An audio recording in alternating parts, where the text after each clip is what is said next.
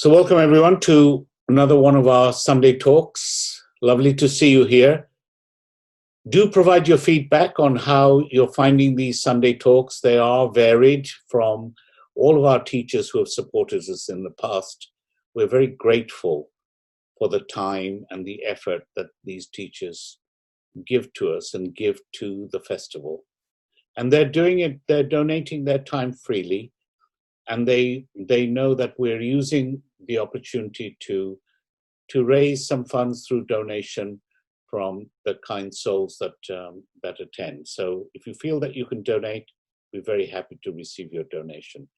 Thank you for coming in on a Sunday afternoon, possibly the last sunny day before we get locked down into winter, but it's nice. And we have Swami Svatmananda coming all the way from Norway for today's talk. Now, many of you may not know, but Swamiji has been an ardent supporter of the festival and indeed the underlying charity for very many years. In fact, right at the beginning. So, and it is, in fact, some of you may not even know that he's actually one of the trustees of the charity itself. That's how close he is to us, and we have followed his advice right from the beginning on how to make this more and more successful as years come on. And he's personally come in to give classes and to generally give support to us. So we're very grateful for that. We're very grateful for his knowledge. Sonali and I were in the privileged position of being in Rishikesh when Swamiji was actually became a sannyasi. So we knew him before he went orange. And it was a great moment, shaven head and everything. And it was really a touching moment that we saw him at that time. So very pleased to welcome him back. He's always had a real strong interest in astrology, and he will no doubt tell you a little bit about how he got into that and why he finds it so very, very interesting. And now, together with his Vedic knowledge that he received from the lineage, it's a powerful combination of information. So I'll hand you over and welcome Swamiji. Thank you very much indeed for your support. We always appreciate it. And welcome to this talk. Thank you very much, Ram.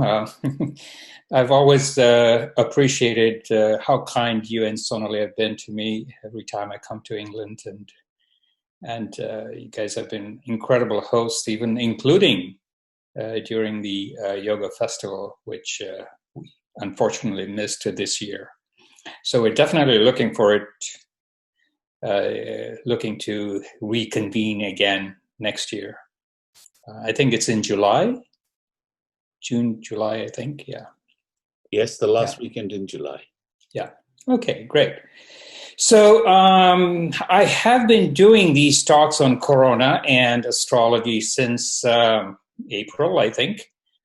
And I've done a number of talks, and I see a few of you guys who are attending today. You've heard this before, but every time, there's a little different spin, because every time I do these talks, I adjust the information accordingly. So I'm going to share my screen, and we're going to jump right in. And if there's other things that I need to fill in along the way, I'll do that based on your questions. I'll see if I can share the screen here, and let me know if you can see my screen. Oh, see a lot of people. And there we go. Okay, so welcome to the talk, and before I continue, I do make a disclaimer. Since we're in a litigious society nowadays, these things are relatively important. And since we're dealing with English speakers, I'm not going to read that out. Typically I do, but I hope you can read it and understand the spirit of it. So what's up, astrologically speaking, of course. Now, when it came to this particular situation we're in, I started looking at the astrological indicators all the way back in November. And, at that point, I did not think that we're going to have something called the coronavirus that's actually going to bring the entire world to a lockdown. That was furthest from my thought. What I used to think at that point is that there's going to be some terroristic type event, because this is how we're programmed. I thought we're going to have something so disastrous. And especially I was looking at Christmas and Christmas Eve of last year. And I thought there was something going to be so deadly that it's going to be in the news. And I stayed home. I just watched the news. Nothing happened.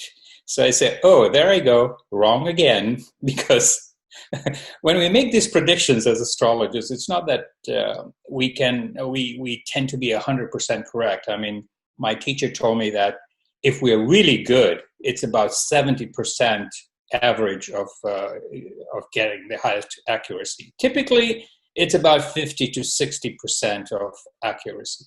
So then I said, well, that's surprising, nothing happened, because the astrological indicators were so strong that I was so sure it was going to show up. But I stayed quiet. I didn't take the plunge and went out and make a bold statement, and I'm glad I didn't do that.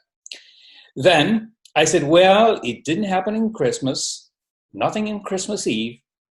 Definitely it's going to show up on New Year's Eve.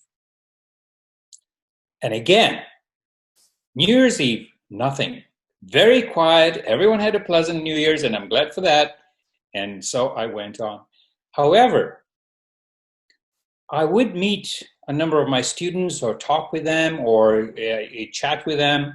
And in January, I kind of confided into them because, it was safe to do so without being condemned.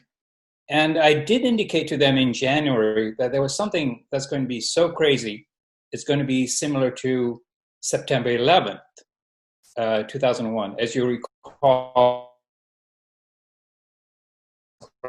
crashed into the World Trade Center. And from that day onwards, the US society has changed. In fact, the entire world has changed, because today we do not board a plane without going through those ridiculous safety checks. They're annoying. They make flying so not fun anymore. And so the world has changed. And in January, I told someone that it's going to be so crazy. I didn't know what that was. In fact, I did put out something on, I think it was January 24th, that there was going to be a virus attack, a biochemical warfare attack in LA. And what actually happened, I knew it was not going to be via a plane, and I thought it was going to be through a drone. So those are the conclusions we make based on the indicators we get. What actually happened was there was a person who traveled from China, went to LA during that date. I think he spent a little time in LA and then flew to Seattle, and that's where Corona came into the US. Now, I do focus a lot in the US because I'm based in the US typically, and so a lot of focus is within the US activities. Anyway, so one of my friends reminded me on WhatsApp with this, and later on another friend, I was in Warsaw, Poland, doing a filming project, and I talked to my crew at that point, and I said there was something dramatic also on 23rd, 24th in March, which is the day that India went on a lockdown. But then Corona became a way of life, and on April 4th, I made the following predictions based on astrology, of course. April 8th, I said beginning of hope, because everybody was asking, as you are now, when will it end? When is this going to end? When are we going to go back to our lives? And I also said some leaders will take credit.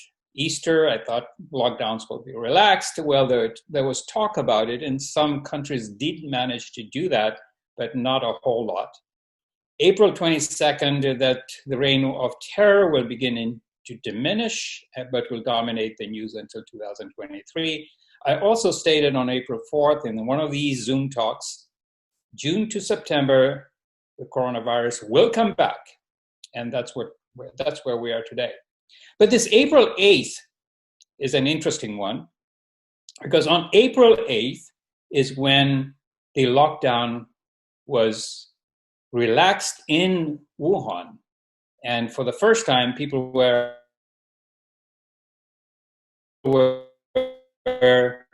allowed to move around. And this was April 8th again. I did indicate that some leaders will take credit. What I had in mind actually was our dear Trump, our favorite guy, and he did say on April 8th, I think we all did a very good job. Anyway, just throw that in because it's kind of amusing to see that come true.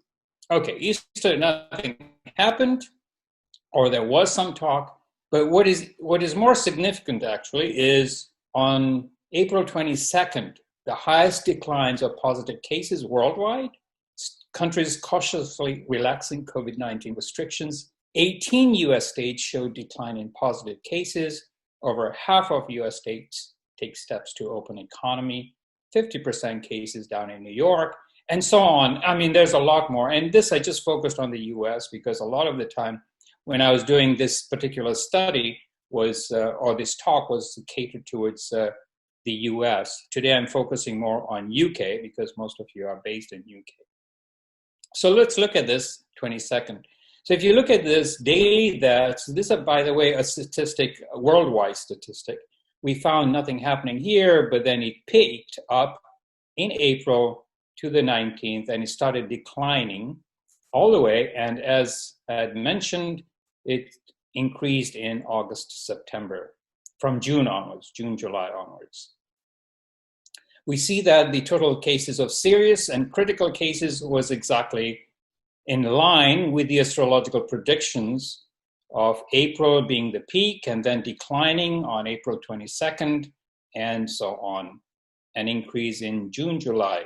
We see a decrease there and then a gradual increase in June till September. These charts are basically 2 weeks old.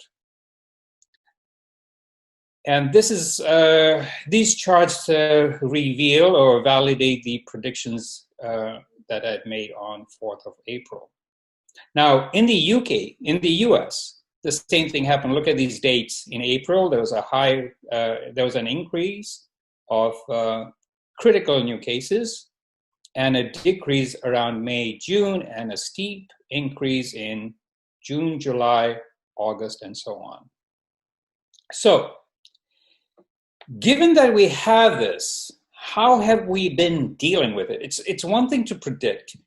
The other issue is, how are we in the modern era, where we consider ourselves to be the greatest, most advanced, technologically, medically speaking, and how are we dealing this? And what we have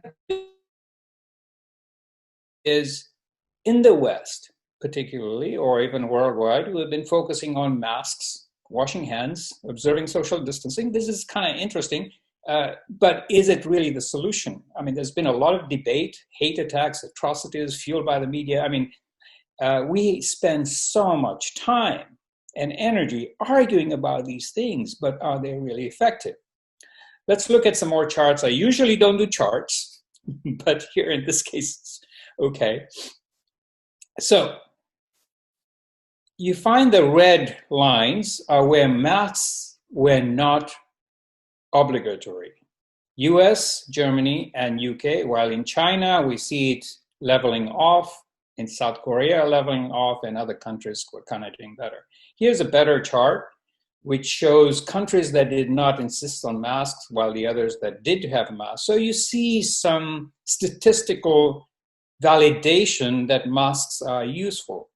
In my view, they may not be preventive, they may not really be protective, but they are certainly serve as an effective deterrent. Now, the question then becomes, when we look at these approaches that we've been using in the West, does it apply worldwide? Now, because of my background in Ayurveda and astrology and the Vedas, I have a big interest in understanding how does these principles work in a different situation and different circumstances. So I always compare what we do in the West with what we do in India because of my background in Ayurveda also. So you'll see again, 2 weeks old statistics. US, the rate is about 0.0054% in terms of deaths, total deaths. India, on the other hand, if you compare the percentage based on the population, it's 0.0004%. Okay, it's increased since the last 2 weeks. But the idea of wearing masks or social distancing, is it valid in a different situation? In India, the idea of making masks, to provide masks, the logistical and the financial costs to produce masks and serve the entire population of 1.3 billion at a rate of average, I think it's 50 cents now. I was going to convert it to pounds, but I got lazy and I said, well, I just use the same thing. But it amounts to $2.1 billion per week. I mean, what kind of money is that? And how can they actually use that? Why would they use that much amount of money to just produce masks when they could actually use the money for development? So the idea of masks in India does not work. What about social distancing? It's a great idea. It's effective, a good deterrent, and we have a recommendation of about 2 meters or 6 feet. And it works. I'm in Scandinavia and in Sweden and Norway. Basically, social distancing is a way of life here. So it doesn't mean that people are actually doing anything extra to social distance themselves. And things are so normal in Norway and even in Sweden. People still go to shops and grocery stores and restaurants, but they still maintain the same distance that they used to maintain before the coronavirus came.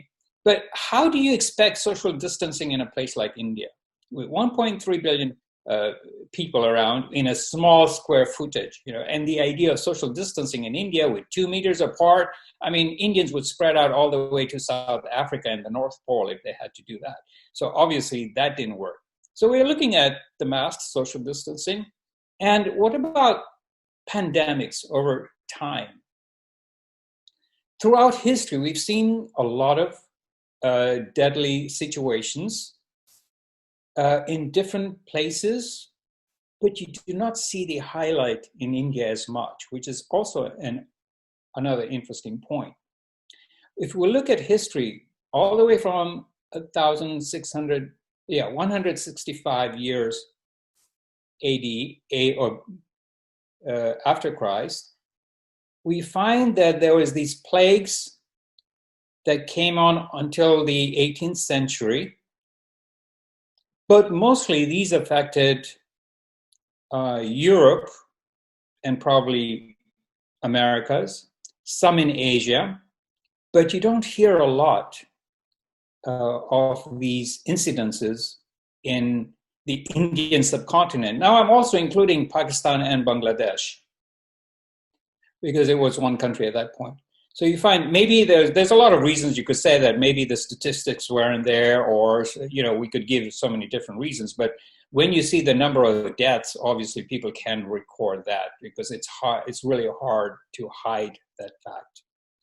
And you'll see throughout history that these plagues affected a lot of places: East Asia, Africa, Europe, and South America. Of course, there were some incidences in India and Pakistan, Bangladesh areas, the Indian subcontinent, but not as much. Now, in the modern day, we see the same thing, a lot of it in Asia: Ebola, Zika in South America, Ebola in Africa, COVID worldwide, and some of these in different continents. Again, history repeats itself. And what do we learn from it? What we're going through right now in the US is exactly what happened in 1918. Spread by contact, avoid crowds, if possible, walk to work, do not spit on floor, and so on. Wearing masks for the same flu that we experience today. Okay? But the point I'm trying to make here with what I presented is that we are driving ourselves crazy with all of these input that we get from the media, fake news, and all the statistics that's being provided when we are missing a larger picture. And to top off the pandemic that we're dealing with, there is also a plandemic. I don't know whether you guys have seen this movie. It's a documentary. You won't find it on YouTube, but you can actually Google plandemic, and it's an interestingly very well done plandemic. But you know, whether it's pandemic or plandemic, it does not matter for what I'm about to say. What can we do? And how can we do this? Basically, the focus, structure, and discipline has to be with living healthy, eating healthy, meditation, and exercise. Why is this so? I'll give you a historical background. This approach basically is a comprehensive approach to boosting one's immunity. I mean, the point here is what do we do to boost our immunity? And when we talk about medical advice, what typically happens is that we talk to specialists, and these specialists will tell us what they know. If you talk to an herbalist, they'll tell you what herbs to consume. If you talk to a nutritionist, they'll load you up with supplements. Physicians will give you a lot of drugs with a lot of side effects. If you talk to a yoga person, because we're talking about a yoga group here, they'll give you a lot of yoga exercises, and so on and so on. But there is a comprehensive approach, and this approach was actually stated in Ayurveda. Now, for those of you who do not know what Ayurveda is, it is an ancient science developed in India in the ancient times, anywhere from 6,000 years before Christ. And this study, this field of knowledge, actually did provide information, advice, and knowledge on how to deal with pandemics. This whole science is based on coexisting harmony with nature, meaning that humans live harmoniously with nature. And that's what Ayurveda really is. A lot of people think Ayurveda is Indian medicine or Indian natural medicine. It is far, far, far more involved than that. But what does Ayurveda reveal is that the harmonious and balanced ways to dynamically integrate our body and mind, spirit in a given environment and climate. What works in India does not work in Norway, for instance, in Scandinavia, or in the Sahara Desert, or in the Middle East. The whole idea is balance. Now, there was this guy, Charaka Samhita. For those who might not know, he was a great teacher. It's a compilation, actually, of Ayurvedic based knowledge that was compiled thousands of years ago, but it was documented about 2,200 years ago in 8,400 metrical verses. These are verses that were compiled in the Charaka Samhita. Now, in this, we're talking about 2,200 years ago, in this, they described the epidemics.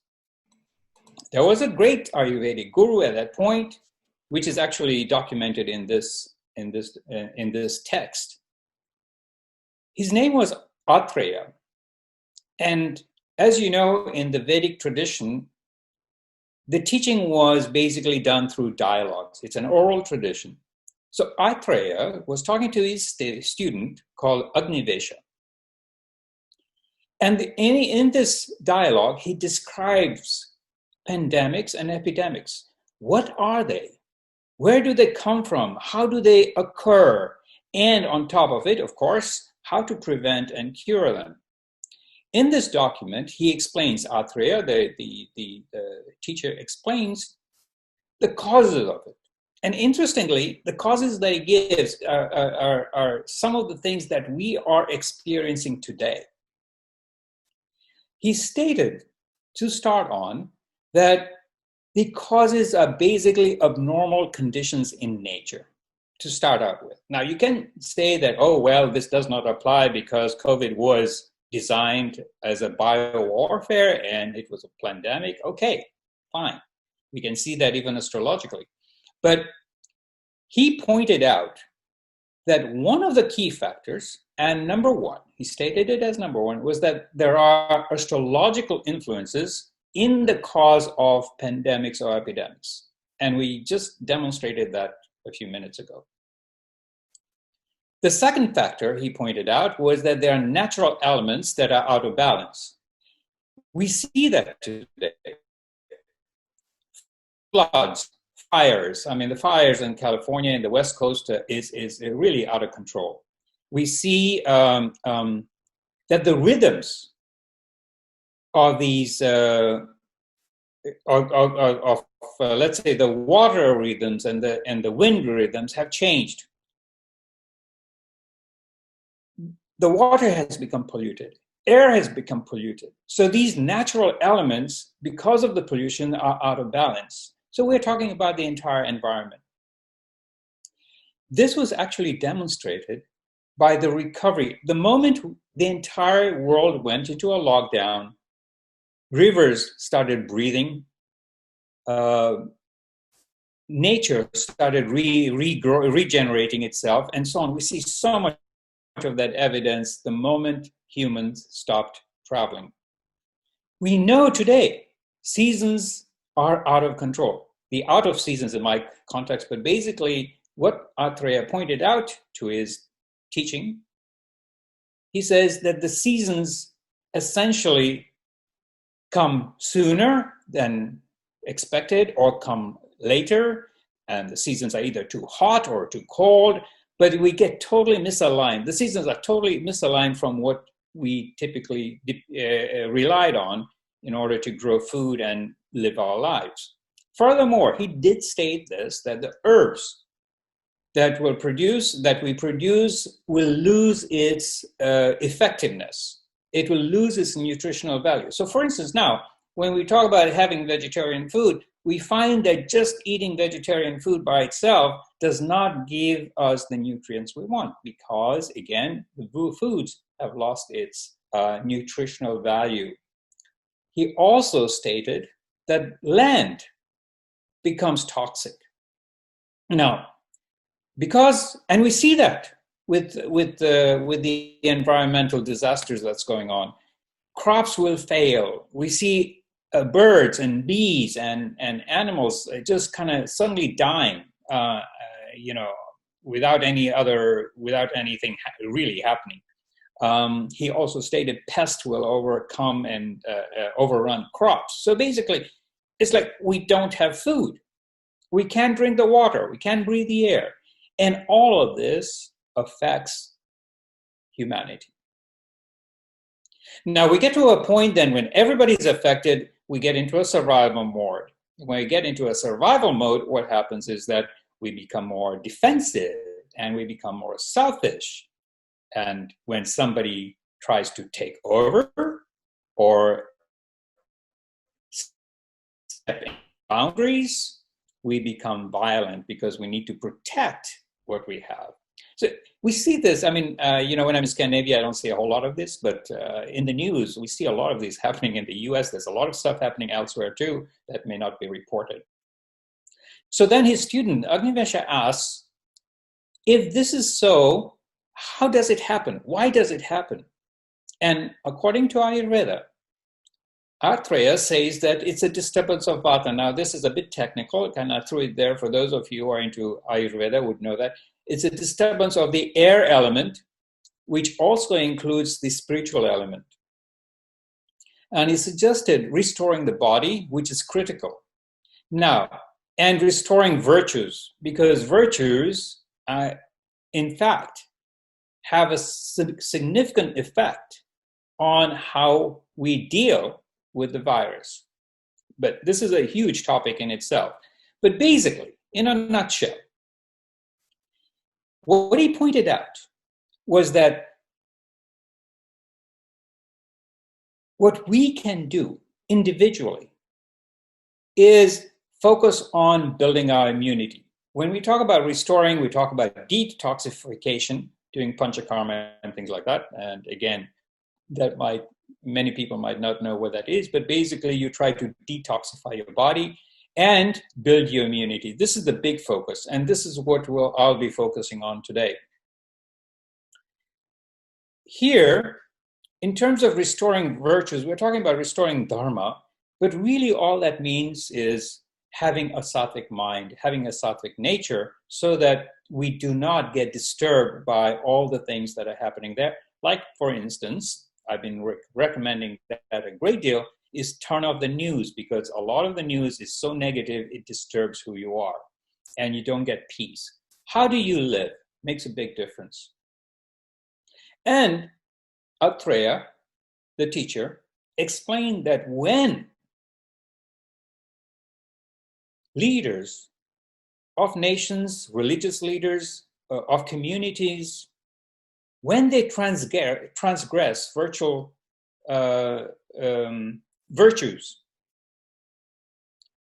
and ignore the needs of society on different levels, this is when these pandemics come up. It's a response of nature to deal with what's going on. We have seen this throughout history.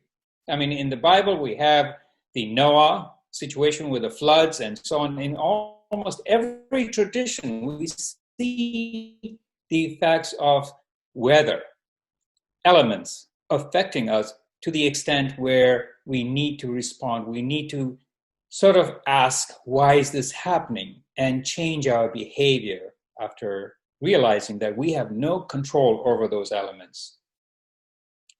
But if the focus is on restoring the body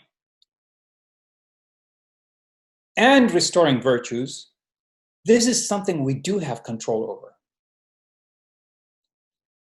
And there is a reason why.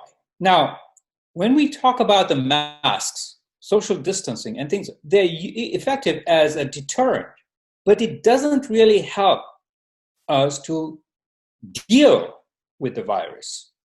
And this is where Charaka Samhita, through Aitreya, explains it very well. Ayurveda really is that it is based on the principle that the human body has the intelligence to produce the necessary pharmacological needs to heal itself. Yeah. So, therefore, the key to optimum health is to enable your body to do what it knows best to do. And this is actually the biggest focus of this talk. We, focusing on the masks, focusing on the social distancing, focusing on the fake news and the media, is actually disturbing us or making us worse. We're going crazy, we're building anxiety, we're losing our sense of calmness. But what can you do? You have that choice, you also have that control. And this is what Atreya talked about. This is what's recommended in Ayurveda, in Charaka Samhita. Okay? So, what you can do is focus on building your immunity. Now, there are many ways. I mean, Google is riddled with the suggestions on how you can build your immunity, and I'm sure many of you have tried that. But based on Ayurveda, these are some of the recommendations. I mean, if you have a chance, you can take a photograph of that so that it will help you plan your day. Warm water when you wake up. This is so powerful. Yoga. Now, a lot of people think yoga is just these exercises, but basically, there's a direct link to sun salutations, the vitality of our body, the health of our body to the sun. There's a direct link, and we don't know that. But doing sun salutations in the morning, 10 minutes or 5 minutes, is just enough to get these two going. Pranayama, increasing oxygen. Now, pranayama, there are some people that have had COVID, and when they go to the doctor encourages them to do exercise to increase the oxygen intake. Well, we do that already in pranayama. So you wake up in the morning, you drink a glass of water, do your yoga, 3 to 12 sets, which takes about 5 to 15 minutes, and sit and breathe for a few minutes, maybe 5 minutes. So just a simple breathing will help you do that. Gut health, incredibly important to build immunity. We all know that. Turmeric. Turmeric is a spice that an Indian cannot live with. I mean, in all the curries, everything we do, we got to have turmeric in it. But here's the problem. In the West, we sprinkle it on our meals, which does not work. Turmeric needs to be cooked, at least for a minute or two. So you put it in food, it gets cooked with the food, and turmeric is incredibly useful for keeping viruses away. We're talking about any virus.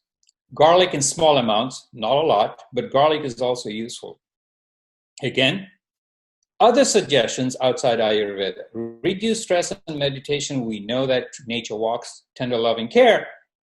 Reducing stress is significant to boost your immunity. Exercise. If you don't do exercise, you're not enabling your body to heal itself. It is critically important to exercise somehow. I'm not saying you should exercise for an hour, but 10 minutes a day is plenty.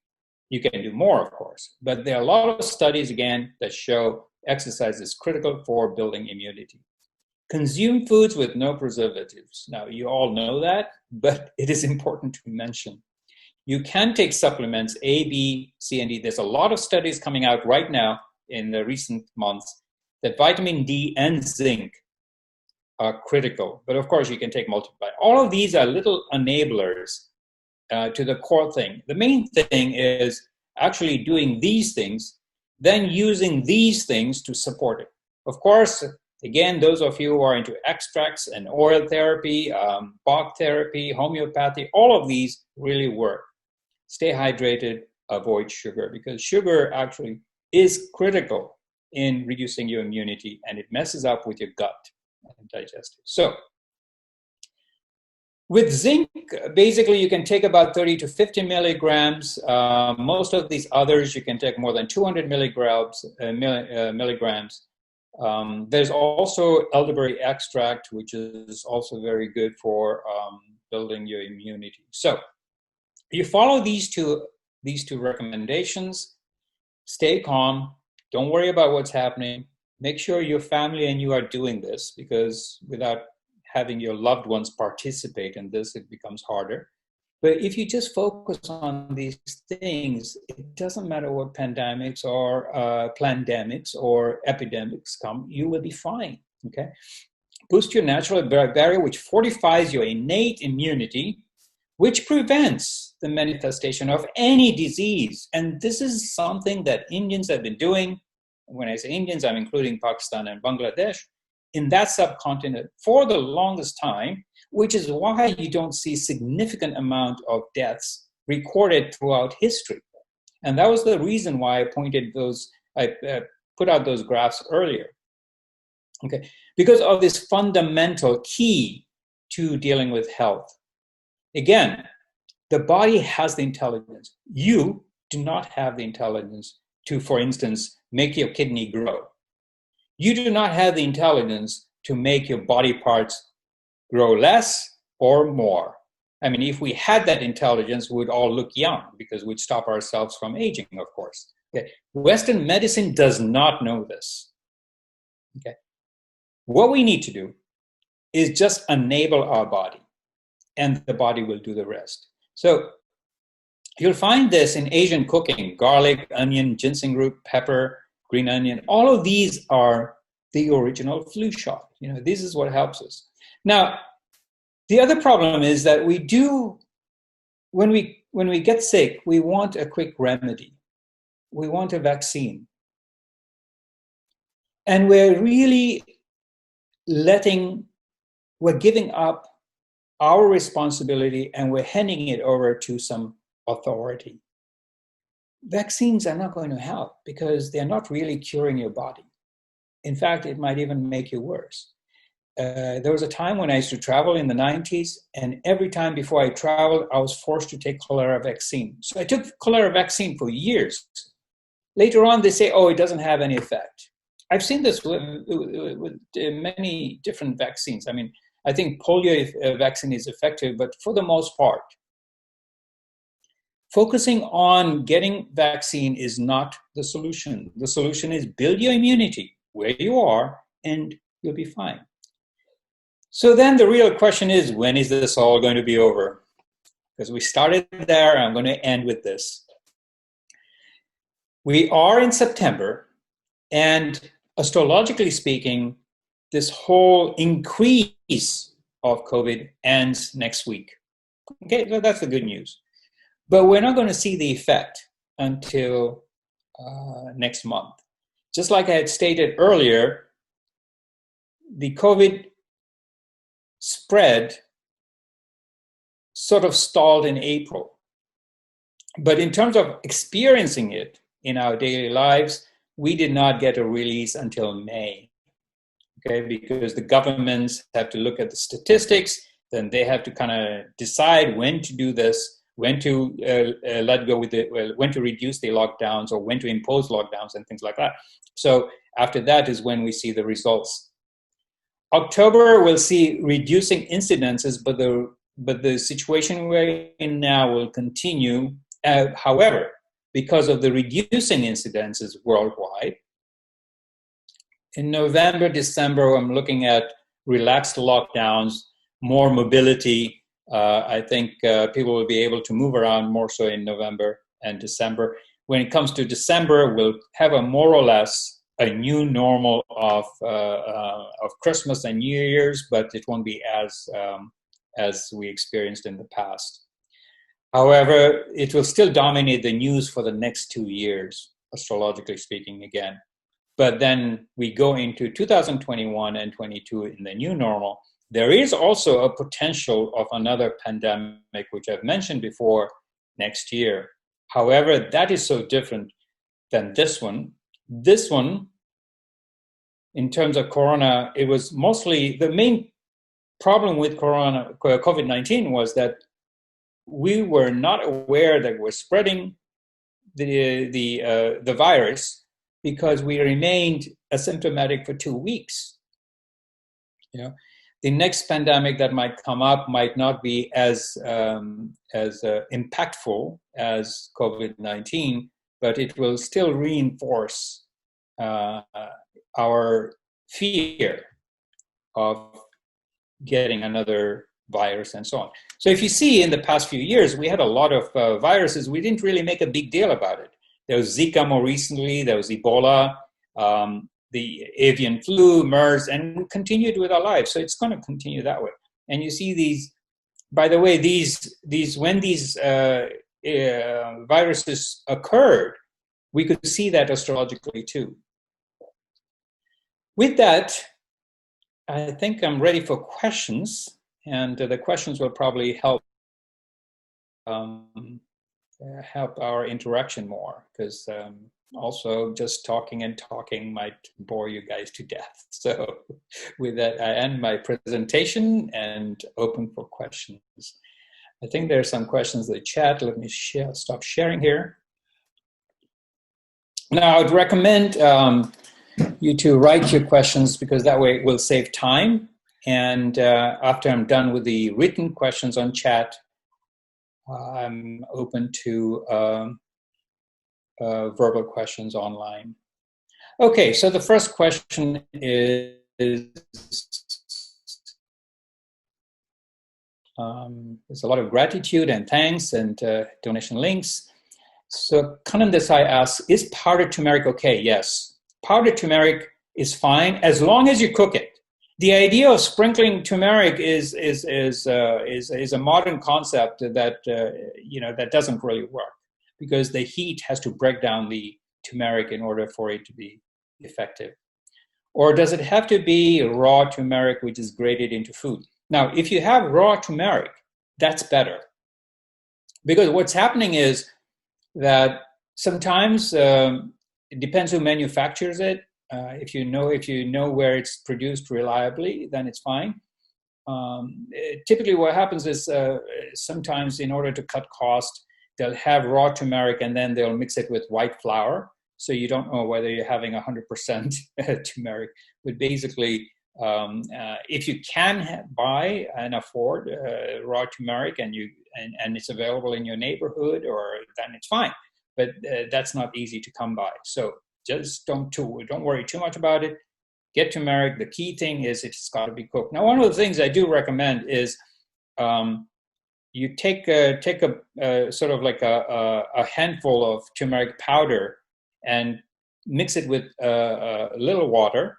So you make a paste out of it. You cook that for 2 minutes, and then you store it in a container in a refrigerator. So whenever you need it, you can then take it and mix it with your milk. It doesn't have to be cooked after it's been cooked once. So you can still cook it once with water and then put it into, store it in your refrigerator, and then just take a spoonful or a teaspoon whenever you need to. Okay. So, Swamiji, I've heard that with turmeric, its effect can be amplified with the addition of a little bit of black pepper. Is that correct?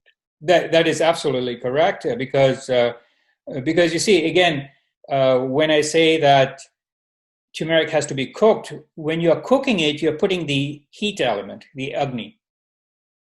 So for instance, the turmeric can be aided with the black pepper, which gives it a lot of Agni, and Agni means fire, and also ginger. And sometimes you want to carry that with honey also in certain cases. So sometimes we'll make, like for instance, the golden milk concept, where you have turmeric with milk and honey. That is also a brilliant combination. But yes, if you don't have any pitta problems, meaning if you can sleep well, because some people can't sleep well, and when you put in black pepper, it kind of makes it difficult for you to sleep, which you need to sleep. So sometimes adding black pepper can not be so useful, but it's good if you can. Thank you for asking that. Harriet asks, I bought some turmeric tea bags that contain turmeric root. Are these effective for cooking with? Yeah, the tea bags, you got to make sure whether they are real turmeric roots. If they are, then it's fun. It's okay to cook it. As long as you're cooking it, it's fine. Venkata asks, pronouns, many astrologers predicting that the new avatar will be born in India, as there were 6 planets that came into the houses on September. Well, you know, the whole issue about avatars. Let me put that to rest here. There's avatars all the time in every time we have. The problem is we don't know they exist. They're great avatars, even presently today. But we don't know that they exist, because they might be carpenters, they might be farmers, they might be, they're just doing their thing. You only find them if you have tremendous luck, tremendous punya. You might come across someone and they look so ordinary. They're not known publicly, and that's the beauty of it, because if they are known publicly, you would not access them, or the real people that need to access them cannot access them. So these planets that were there recently in September, one of the things when the planets are so exaggerated, I'm speaking astrologically speaking again, is that their egos get really exaggerated. So I'm not sure whether that really helps with the avatar concept, but yeah, maybe, maybe it might happen. We shall see. From C. Michaels, great to have sound practical advice. Kadambari with thanks. Thank you so much. You're very welcome. Maggie asks, what about our leaders? Do we sit back and let things unfold? Okay, so this is an issue. I don't know whether, Maggie, you're in the US. This is an issue that Americans seriously have with what's going on with the politics. Listen, In 2017, there was a big thing about Trump being impeached. And I gave a talk on January 1st at the ashram there. And I said, listen, guys, do not make yourselves miserable with the news. Trump has his own karmas to deal with. That's why he's there. Okay. You need to focus on you, your body. You need to focus on your family, your loved ones, your job. That's it. You know, the world is going to move. They're going to do their things. You have no control over it. Unless you are an elected official, then do something about it. Unless you're directly involved in the politics of things, do something about it, because that's your responsibility. But if you're not a political leader or a religious leader, or you're not a leader in any shape, way, or form, mind your own business. Atreya, when he pointed out in those slides, he did not say he did not advise people to social distance themselves. He did not advise them to wear masks. He went down to the core. Because if you know the root of the problem, which he did state, astrological factor is one of them that indicates something is happening, what he suggested was straight to the core. Stop wasting your time. Stop making yourself miserable. Stop listening to the news that drives you crazy. And focus on what is important. What is important is take care of your health, exercise. Instead of listening to the news, take those 10 minutes and go walk around. Even walking around for 10 minutes is useful. Turn off the damn TV, turn off your smartphones. Go walk around and get some fresh air and exercise, and that will do you a lot more good than sitting around and complaining about what leaders are doing. It's their karma. 4 years ago, I predicted Trump was going to win. I'm predicting he's not going to win this time. I could be wrong. But the last 5 US presidents, I could predict it. Now, here's the question you have to ask yourself. If someone like me, because I'm not any special, someone like me can predict, using these tools of astrology, that a president or someone is going to win the elections, or even a football match, by the way, we can do that. If we can determine that, what does that really mean? It means that these things, the results are ordained. They're preordained. We have no control over them. Do you have control over who's going to be the leader? No. The problem is there's a whole collective problem. There's a collective karmic problem. If it is in the US, the problem there is a collective karma of US citizens that brings a rise to that leader. If you looked at Hitler in Germany during that time, same thing. He rose because of the collective karma. And that collective karma leads to a situation where we have to deal with it. What did COVID-19 have? How did COVID-19 impact the world? We could predict it astrologically. So what does that mean? You can say that it was a pandemic. You can say that it was a biowarfare. Fine. But that was a result of something that was meant to happen. The reason why I put the statistics in the beginning was to demonstrate the credibility of astrology. That if astrology can predict, that means anyone who studies astrology can do the same, then how does that really influence the entire world? Things are going to happen. There's an earthquake, there's a volcano, there's a fire. We can't drive ourselves crazy. What is your civics? You do what is your duty. You do your civic duty, which is go vote. You don't like someone, go vote. When? During election time.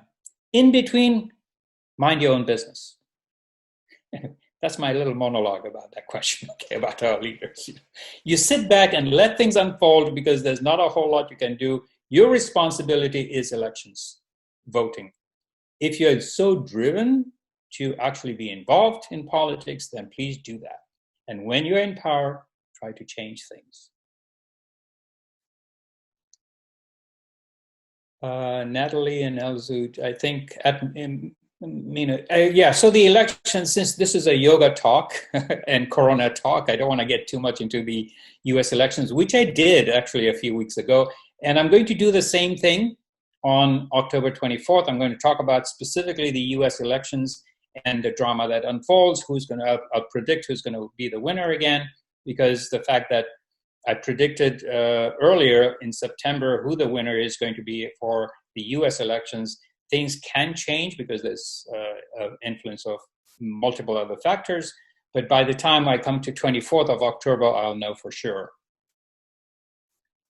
And the economic situation in the US and the rest of the world, I also predicted that it's not good this month. As we saw, I predicted that the stock markets will go down this month, and they have been going down, but it will get better next month. Yes, golden milk is amazing. What is an avatar? Avatar is basically, it's an Indian word that kind of describes something like the appearance of Jesus or some great noble being like Krishna. Or you have, even for the Muslims, like Muhammad, some great leaders that come and change and transform the world. What do you think about turmeric supplements? Again, supplements are useless.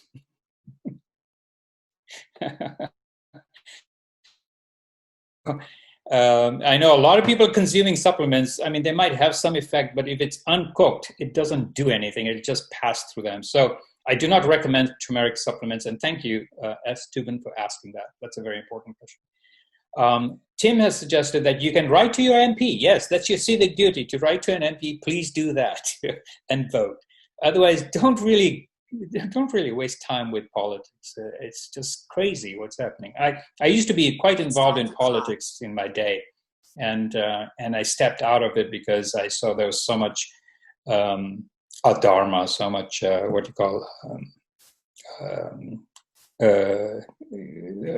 everyone has compromised their virtues, and so I decided that's not where I want to belong. And so, yeah, I ended up becoming a Swami, is what happened. Okay, those are the end of questions. If you have any questions that you'd like to ask, I know we're closing up on time, but I'm not sure what Ramji wants to extend a bit with more questions, or we're able to go on if there's people asking questions. These talks have been anywhere between an hour to a maximum hour and a half, so we're in the right time frame. Okay, great. So then what I'd recommend is just unmute yourself. Don't forget to do that. And go ahead and ask your question. You might want to state your name and where you're speaking from, and proceed with your question.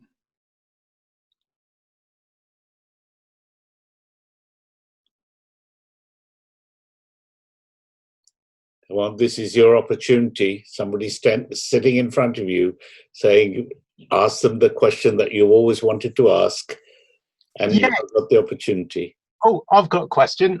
Okay. Is it possible to say something about which particular planets you saw influencing COVID and the impacts that you've described?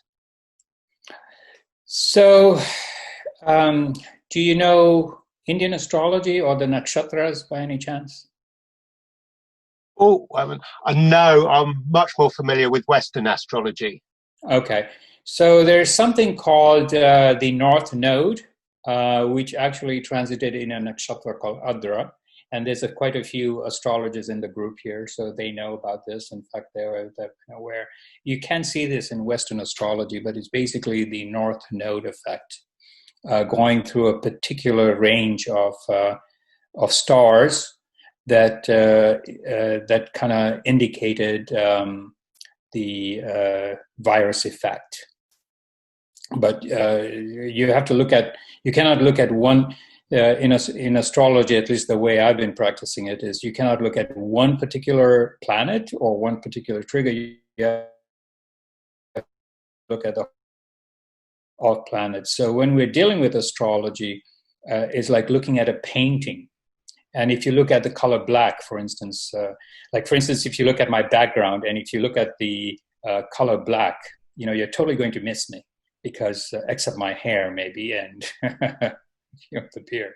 But so in order to get a full picture, you have to look at the entire picture and how does these different planets, because all of them are really involved, and how they are all playing part of it. So in this, for instance, based on what happened earlier, for instance, the North Node moved away from this particular set of stars, but then, however, the retrograde Saturn and Jupiter brought back the influence of the virus for the time period from June to September.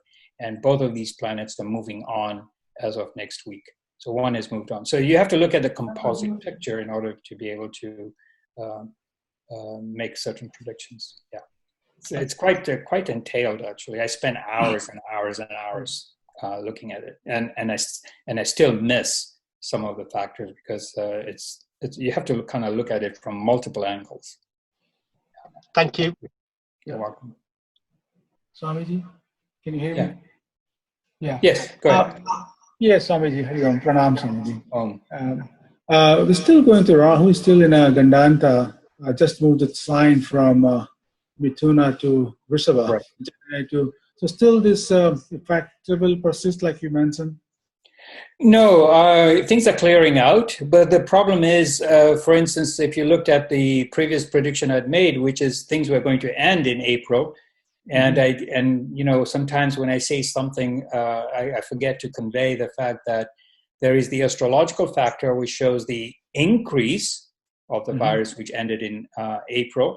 But then this was brought in, it was dragged in by other planets, and this ends next week. But the question is, then are we going to feel the impact of it? And we're not going to feel the impact, like the lockdowns are going to continue for this coming month because it takes time. There's a lag time between the natural events of the zodiac and when we react. So then the leaders have to get their datas done and statistics, and they have to listen to like gazillion experts, and they all get confused, and finally somebody has to make a decision, and then they get blamed at, and by the time all that occurs, we as human people on the low totem pole will then be told, oh yes, now you can take your flight, how you can eat your food or something like that.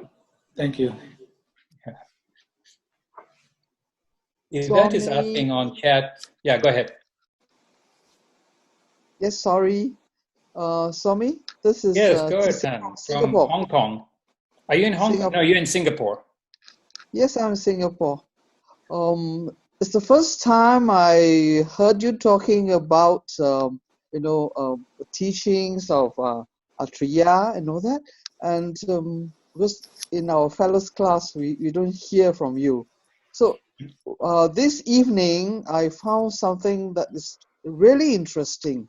What you show us just now and discuss, it aligns with our Tao teaching, the teachings of Taoism, which we always say there should be a balance of the yin and the yang, and also the balance of nature and the human beings that are staying in on Mother Earth, and also the practice of virtues in our daily life, which is not something that is considered a package that we should do when we talk about staying healthy. So just now you did explain how virtues come to be enforced if we practice it in our daily life, and that we can find inner peace. So this is something that I think very useful, especially because our concept comes from the Eastern, from China, and we find that if you have a balance of your thoughts, you will definitely have a balance in your body as well as the balance to the community. So I'm so pleased that I heard this from you, and I think it's really useful now. Thank you. You're very welcome. So one of the things I do, which is where I know Tan from, is I do these interreligious dialogue, and I sort of keep my life compartmentalized. The things that I talk about today, I never share there. Yes, that's right. That's right. So, but just to validate Ten's point, it's of course the Ayurveda has a concrete, very systematized, structured way of explaining things in a concrete way. But India does not is not the only country that does this. Now, one of the things that actually in another group that I talk about, if you look at all ancient civilizations, they all had something similar. I mean, I could talk about the Shinto in Japan. I talk about the Bushmen in Africa. We call them primitive, but they live according to nature. They live in balance with nature. Yes. The Native Americans, if you look at the Hopi and the Lakotas, and even down to South America, if you look at the Mayans, the Incas, they all lived in harmony with nature. The Aborigines still today live in nature, live in balance with nature.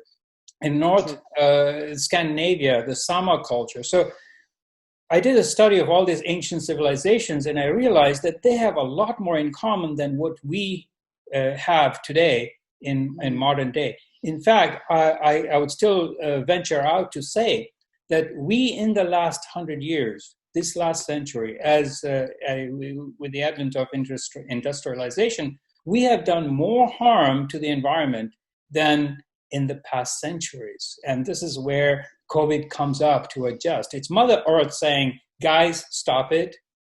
You are making me sick, and we're going to teach. So if we don't change our ways, and we just focus on social distancing and masks, we are really not solving the problem. The problem starts with you starting with yourself. Right. You are this drop in the water. You filter your thoughts, you filter your behavior, you change your lifestyle, and you change your family, those next to you. Then the rest will fall through, because at the end of the day, you'll find that your neighbor might be sick and you're not. And that is the focus. Thank you for bringing me. Thank you. Thank you.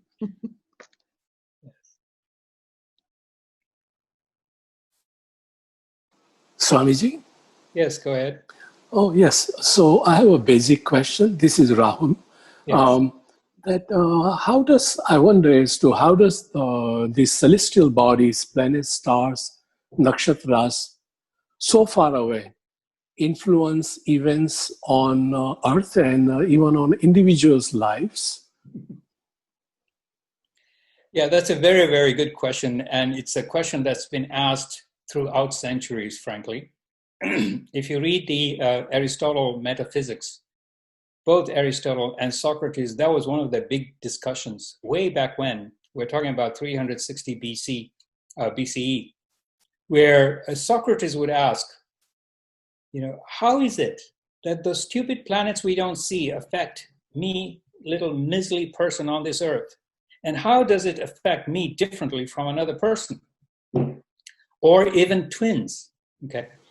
So the short answer, that's a great philosophical question, which we don't have time for. But the short answer is that we're all one, okay? We're all one entity. Just like when you look at your physical body, you cannot say that your right hand is separate from your left hand. Your right toe is different from your finger. Your nose is different. Yes, they're different parts of the same body. But if I take a hammer and hit your toe, you'll feel the pain throughout your body. So that's exactly. So the thing is that this universe is connected. And by the way, as Tan pointed out, the entire world is one world. Mother Earth, we think of it as inert. It actually is alive. Okay, and it's responding because of what we are doing to it. And it will continue to respond because of what we're doing it. That's why virtue becomes important. If we don't change our ways, our own behavior, forget about what the leaders are doing and forget about what your neighbors are doing and even forget about what your loved ones are doing. You are the one that needs to change. And by you changing, everyone around you changes. I mean, this happens with a lot of my students. I mean, many of my students actually are here today. I'm happy to see you all. And they know that. They have experienced that with me. So what happens is that we do horrible things that creates a negative vibration. That vibration affects the entire universe of vibration, and that reflects on us. What astrology does is that it allows for certain things to happen. So for instance, it's the weather. I look at astrology not as a definitive fatalistic event that happens. All it does is an opportunity of certain things to manifest. Okay, just like when harvest time comes in, I don't say you're going to get a harvest. If you didn't do anything, you're not going to get a harvest. Okay? You have to do at the right time, plant the right seeds, farm, and do what needs to be done the entire summer so that you can get a great harvest. But if springtime comes and you don't do anything, you party, and then you say, oh, well, and then at harvest, you're saying, oh, well, where's my harvest? Well, there's some effort that you need to put in. So astrology works that way. Astrology are just indicators of energy that allows for certain things to happen and manifest. Okay, and it depends on your karma. It depends on your virtues. So you do wrong things, of course they're going to manifest later. If I harm somebody, that harm will come back to me, and this is what we're experiencing. It comes to me in terms of fire. It comes into me as elements of disasters. It comes to me via diseases also. So they're very different ways and means that these energies come back. But the bottom line is, because we're one energy, every ripple of movement affects each one of us. There's no doubt about it. I just have a short follow-up. Is then Jyotishi, is it consistent with Advaita, which actually sees Maya as unreal? So is it consistent? You have to look at the context. Okay, so yes, very much so. It's part of the Vedas. So Jyotish is one of the limbs of the Vedas, and everything in the Vedas, Jyotish, Ayurveda, Vastu, all of these are limbs of the Vedas. And in the end, Vedanta, which is the end of the Vedas, actually all of the Vedas are consistent. You have to see what context in order to appreciate the difference. So the context is missing. You can say and in fact, a lot of the statements in the Vedas are contradictory and even negate each other. But what makes sense is you have to look at the context in order to see that they are all connected, and the entire Vedas make sense. Jyotish, Ayurveda, Vastu, all of this makes sense based on Vedanta. In fact, my understanding of Jyotish really improved because of Vedanta. Otherwise, I was still stuck with some issues. Yeah. The reason I ask is that because Advaita considers the world as Maya and illusion. You have to understand the what prediction. that is. So that's the main point. Okay. Yeah. Thank you. I'm sorry we're digressing into these little topics because I don't want to lose people off, but yeah, these are good questions. We have a mixed crowd. Okay, so I think we can take one last question for those introverts who need some time to muster up some energy to ask a question, or courage rather. Feel free to ask, and otherwise we'll just bring it to a closure if there are no more questions. I'm happy to stay around. Surely all of us in the UK, we can muster up some really tricky questions for Swamiji at this time. Come on, think of what we might be able to put him on the spot on something like this. There is one question written there that, how about the business? I can understand the stock market. Mm-hmm. But oh, right. What about Yvette's, yeah. Okay, I'm sorry I missed Yvette's question. There's more to economics than the stock market. What about the broader picture of many businesses closing? Yes, and that is why we're going to see.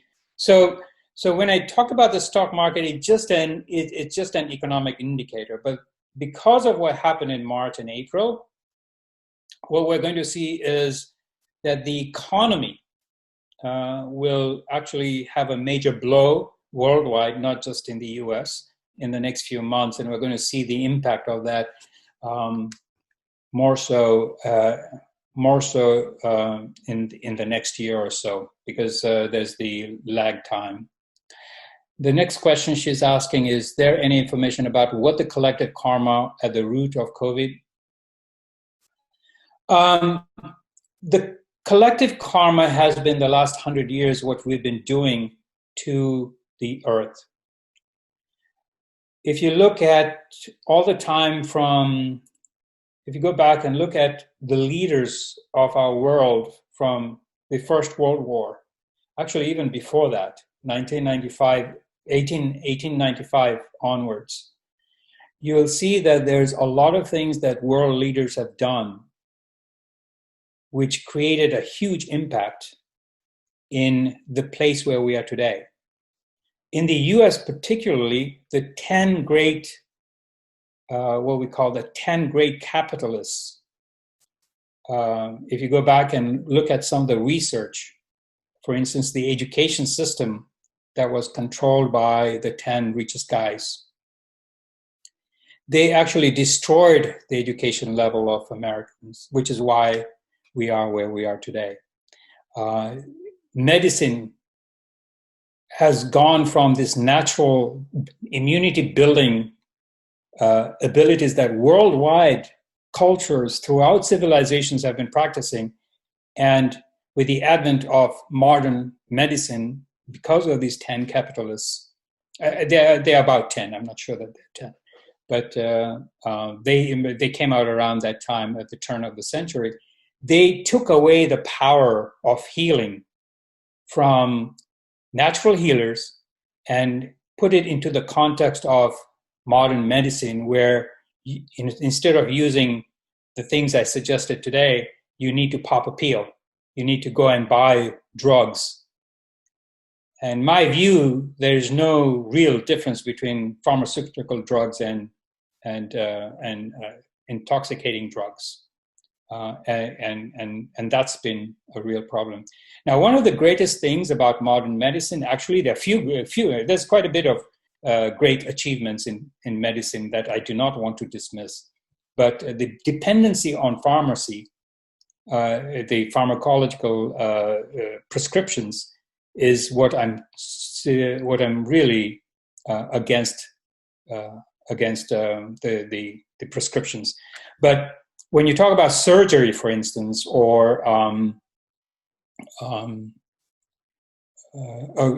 sort of like some of the research that's done in medicine, I think a lot of those is still very valid. I particularly like some of the surgeries that's done, some of the psychotherapy, physiotherapy work that's done. I also like the testings. We, of course, have different ways of testing, which is really non-intrusive in Ayurveda, and that's an amazing skill in itself. But for a lay person like us, we just need to make sure we eat the right things, take care of our bodies, make sure we maintain it. And this is, this is like Ten pointed out, this has been there throughout centuries. We just lost it the last 100 years. So when you look at all these other factors that's been playing out, is what led to the situation we're in. So you find Mother Earth is actually reacting. And because it's reacting, we cannot really depend on the things we used to depend on. And it's forcing us to think differently. It's forcing us to think outside the box. It's forcing us to re-examine everything, the reality that we see. And so when I present these things, I'm kind of giving you the nuts and bolts that you can actually take and go apply right away, right now, as soon as you're done. These are your takeaways that you can change your life with. And then just watch what happens around you. No, don't let it affect you, because you also need to keep your mind in place. By the way, I'll end with this, unless there's another question. Yoga is not about asana. Okay, yoga is about harmonizing or synchronizing your mind, body, and spirit. That's what yoga really is about. When you focus just on asana by itself, it actually is like having a table with 3 legs and you only focus with 1 leg. It doesn't stand. When you can bring your balance with your body, mind, sense complex, then you see that diseases won't affect you, your health is better, you're feeling better, your mental health is better. So all of these are really key, important factors to understand. Okay. Thank you, Swamiji. And on that note, on that great note about the unity of yoga on everything and the way that it affects us so much, thanks from all of the group who's watching, and people will no doubt look at this video subsequently. Thank you very much indeed. Thank you for all of your support that you give us for the festival. It's really, really is welcome. And we look forward to seeing you again on a future occasion, and perhaps next summer, if you can make it to us, that'll be lovely to have you there and to have you in person. So thank you very much indeed. Thank you, everyone. Thank you. Thank you for being with us, and we look forward to seeing you again on another one of those Sunday talks. So thank you, and bye-bye. Bye-bye.